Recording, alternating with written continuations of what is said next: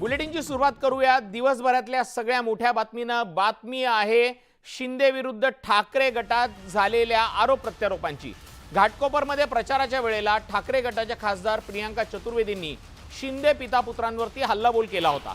प्रियांका चतुर्वेदी यांनी भाषणाच्या दरम्यान मुख्यमंत्र्यांवर निशाणा साधला, मात्र यावेळेला त्यांनी पातळी सोडून टीका केली।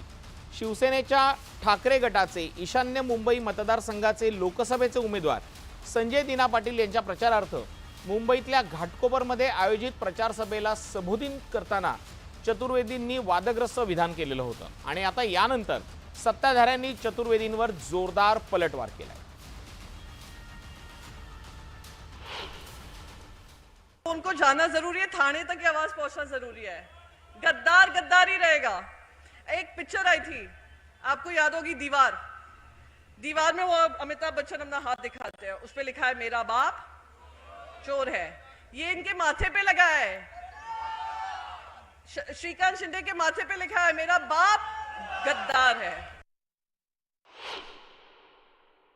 राजकारणामध्ये आमच्या त्या महिला भगिनी म्हणून काम करतात, त्यांच्याबद्दल नितांत आदर आहे। परंतु पुढची राज्यसभा कन्फर्म करण्यासाठी त्यांनी वैयक्तिक पातळीवरनं येऊन टीका करू नये हीच माझी त्यांना विनंती आहे।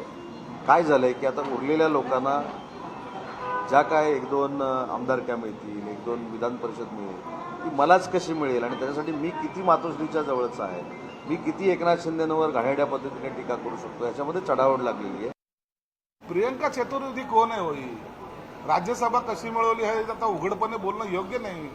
एखाद्या महिलेबद्दल आम्ही अपशब्द वापरू शकत नाही, जर वापरला तर त्याचा परिणाम वेगळे होतात। महिलाबद्दल अपशब्द बोलले, पण राज्यसभा कशी मिळवली हा अख्ख्या देशाला माहिती, अख्ख्या महाराष्ट्राला माहिती।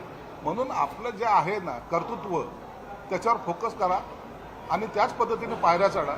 आम्हाला शांतपणे शिकवण्याची गरज नाही। राज्यसभेच्या तिकिटासाठी काँग्रेस सोडून तुम्ही शिवसेनेमध्ये आलात आणि तुम्ही असं काय योगदान दिलं माहिती नाही की उद्धव साहेबांनी तुम्हाला लगेच तिकीट दिलं।